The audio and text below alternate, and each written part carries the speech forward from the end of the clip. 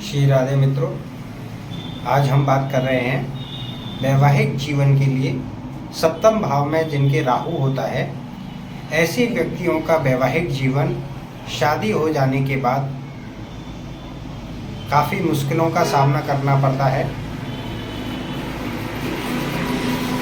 सबसे पहली बात, जिनके सप्तम भाव में राहु होता है ऐसे व्यक्तियों को अपना चरित्र या अपना व्यवहार साफ सुथरा रखना चाहिए। बुरी स्त्रियों की संगति से दूर रहना चाहिए।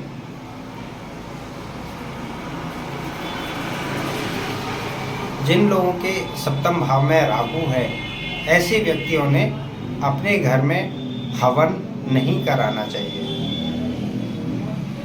किसी मंदिर में जाके करा सकते हैं, किसी अन्य स्थान पर जाके करा सकते हैं, परंतु जिस घर में आप रहते हैं वहाँ हवन नहीं कराना चाहिए। जिन बच्चों की पत्रिका के 7वें भाव में या सप्तम भाव में राहु होता है ऐसे बच्चों की शादी 28 उम्र से पहले नहीं करनी चाहिए।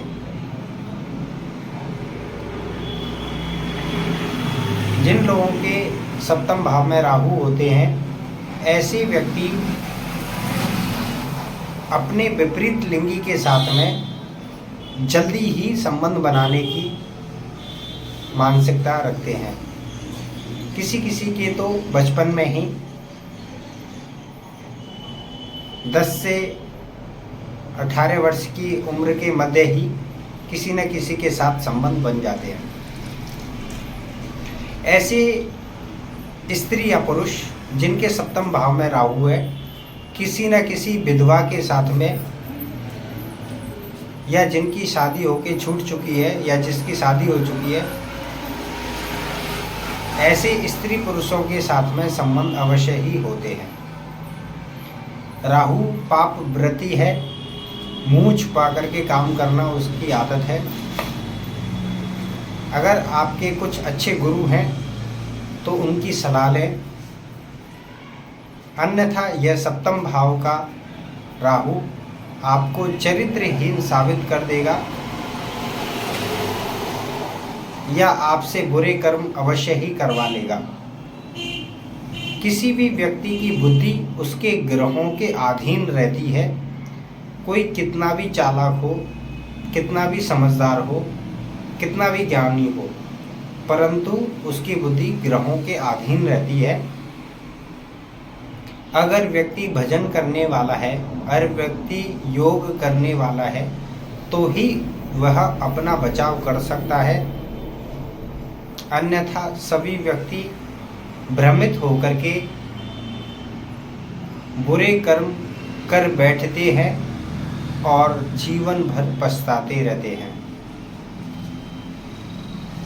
जिसका दोष आने वाली पीढ़ी में पत्नी या पति के स्वास्थ्य में अवश्य ही होता है।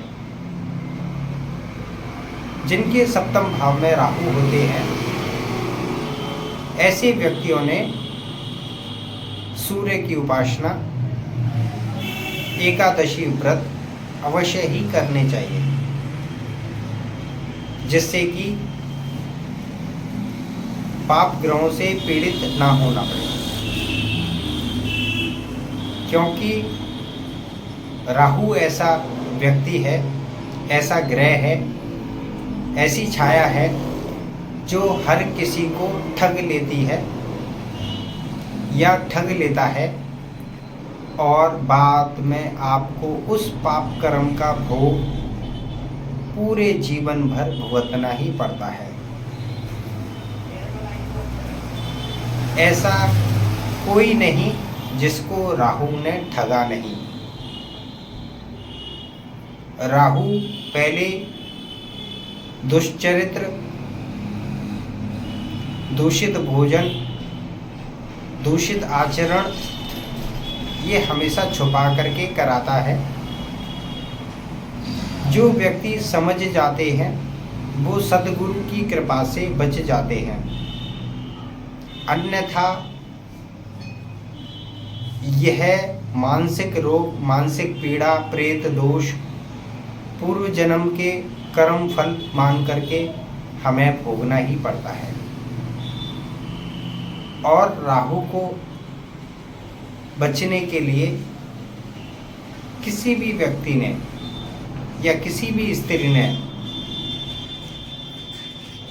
माता सरस्वती की या माता दुर्गा की आराधना अवश्य ही करनी चाहिए या अपनी कुल देवी की आराधना अवश्य ही करनी चाहिए।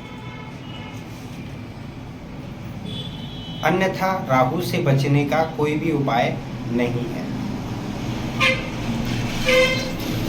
जो लोग कालसर्प योग की शांति कर लेते हैं, पितृ शांति कर लेते हैं, उन्हें थोड़ी राहत होती है, पूर्ण राहत उनको भी नहीं होती है, क्योंकि पुण्य बहुत ही अल्प मात्रा का होता है